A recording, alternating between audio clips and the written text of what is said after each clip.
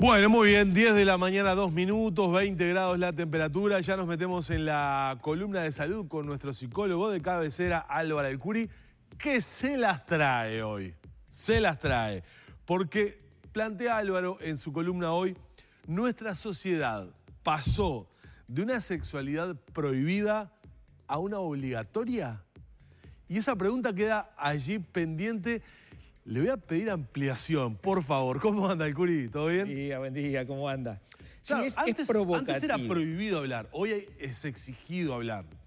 Voy a recordar una cosa A que ver. decía el gran doctor Gastón Boero, Sí, claro. que fue el pionero que empezó a hablar de sexualidad en esta casa, querido, muy recordado. Él contaba que cuando empezó a tener consultas como sexólogo, no recibía consultas por anorgasmia. ¿Por qué? Porque era vergonzoso. Claro, nadie le daba vergüenza. Era vergonzoso. A medida que las costumbres fueron cambiando, fueron apareciendo cada vez más consultas por anorgasmia. Pero decía Boero, uno pensaría que la enfermedad, que la patología no existía. No, lo que no era visible porque estaba prohibido hablar de eso, las costumbres, la época no lo permitía. Eso fue cambiando. Pero cambió mucho más que eso. Yo me acordaba, en la época de la dictadura, mucha gente no recuerda que prohibió desde los libros de Sigmund Freud, porque hablaban de sexo, hasta las minifaldas.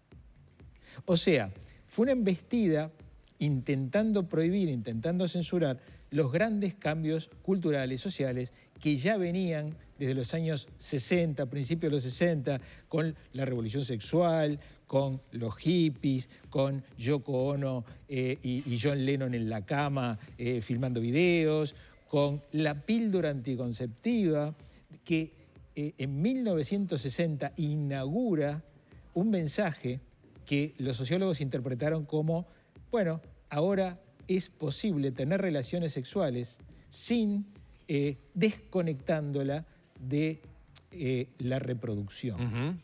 El feminismo, el acceso de la mujer al trabajo, al empleo, a la educación, fueron generando un montón de cambios con respecto a cómo la gente se veía a sí misma con respecto a la sexualidad. ¿Y qué pasó? ¿Se movió tanto el péndulo de un lado al otro? Sí, muchísimo. Hoy en día estamos hablando, fíjate, de la mujer que no se animaba a hacer una consulta por anorgasmia. Estamos hablando de poliamor, estamos hablando de experimentación, estamos hablando de publicar cosas respecto de nuestra vida sexual en las redes sociales. De hecho, la información a la que acceden los más jóvenes con respecto a la sexualidad, primero que nada es en una red, con fotos, con posteos, con videos, está todo allí expuesto. Pero hay más efectos de esto, que lo estamos viendo en el consultorio. Tanto la sexualidad ha ocupado el primer lugar, tanto es reivindicada, tanto incluso que hay como una exigencia extra. Toda relación afectiva, toda pareja debe tener una buena actividad sexual, una excelente actividad sexual, eso es reclamado, eso incluso es posible comparar con estadísticas, con desempeños de actores famosos, con lo que salen en las redes, en las crónicas de espectáculos. ¿Qué quiere decir esto? Que pasamos de tener una actividad muy circunscripta a nuestra intimidad, muy de acuerdos de tú a tú, muy oculta, reprimida por supuesto, prohibida porque las costumbres eran otras, a una gran exposición de la vida privada, pero por si fuera poco con la posibilidad de comparar, ahí aparece una viñeta. Acá estamos con una categoría, sexo o muerte, y es muy ilustrativo, ¿no? Es una viñeta estilo Wambia, en donde hay una reivindicación del pobre hombre que no está teniendo mucho éxito. No estaría teniendo mucho. Esto salió en un libro que se llama El Manual del Amor y la Culpa. Es un libro que tiene ya sus buenos 10, 12 años, en donde ya veíamos estas cosas en el consultorio. O sea, la parte que antes estaba circunscripta a la privacidad, la vida sexual, que era un acuerdo de tú a tú, algo que estaba reservado a la intimidad, está siendo sometido a una presión, producto de una gran exposición. Se habla mucho de eso, pero eso no quiere decir que nos facilite la cosa en la intimidad. ¿Por qué? Porque estamos comparando, porque estamos presionando. Claro, en definitiva, eso termina siendo contraproducente para esas dos personas que integran esa pareja. Exactamente. Esto cuesta a veces explicarlo, porque ¿de dónde sale tanta presión? Incluso muchas veces no hay una reivindicación. Yo no lo estoy presionando, dice de repente eso que aparecía en el dibujo era algo simbólico. Claro. No, eso no está dicho o eso no está expresado, pero sí está presente. Sí está presente en gestos, en comentarios, en actitudes que no están buenas. Es que estamos impregnados de una hipersexualidad en todo lo que vemos. Hoy no hay un video musical que no esté hipersexualizado. La niñez, Danilo, la niñez. Estamos proponiéndole conductas, bailes, comentarios, chistes a los más chiquitos que están totalmente teñidos de bromas respecto a la sexualidad, cuando todavía no hay una madurez de la persona como siquiera para poder entender de lo que se le está hablando y ya estamos haciendo bromas, chistes de mal gusto, etc. La sexualidad es, por supuesto, una parte sumamente importante de nuestra vida.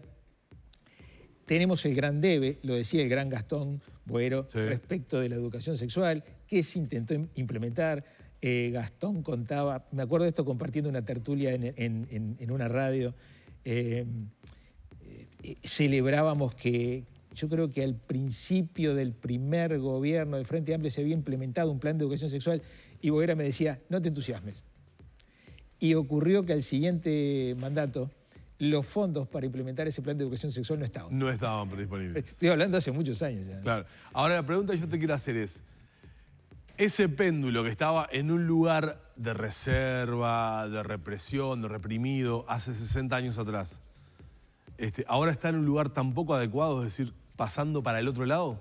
Lo más triste de todo es que esta superexposición y toda esta especie de amplificación y vulgarización del tema no nos ayudó, yo diría, nada a educar aquello de la educación sexual en edades adecuadas, con programas adecuados, con consensos respecto de qué educar y qué no, qué es adecuado a cada edad cronológica de los chiquilines. Por supuesto, no vas a educar lo mismo a los 5 años que a los 15, pero algo siempre podés educar. Tenemos un debe allí y toda la amplificación y la distorsión del tema no nos ayudan precisamente a los profesionales, a los educadores, a los que trabajamos con esto. ¿Le mete mucha presión y mucha frustración a los adolescentes que están iniciando su vida sexual, todo esto que estás diciendo? Sin duda. Sin duda.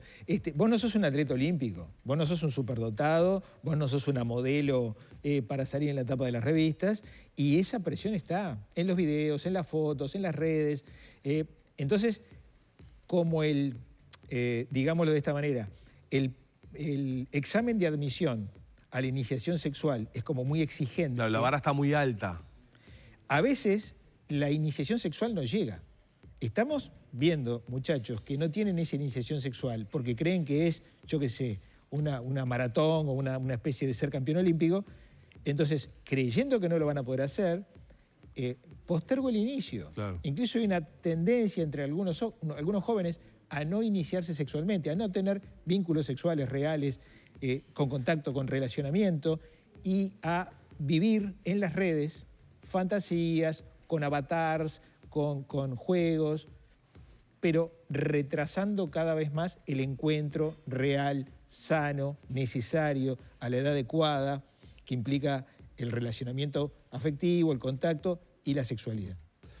Muy bien, Álvaro. Interesantísima la columna de hoy, que plantea además una preocupación grande, digamos, sobre todo pensando en las generaciones nuevas, ¿no? Los jóvenes. Queda planteada bueno, en definitiva la reflexión, porque lo que nos invita es a reflexionar a todos, ¿no? Yo creo que sigue estando vigente toda aquella cruzada pionera que hacía Gastón hace ya prácticamente 20 años, 20, 30 años, hablando de estos temas.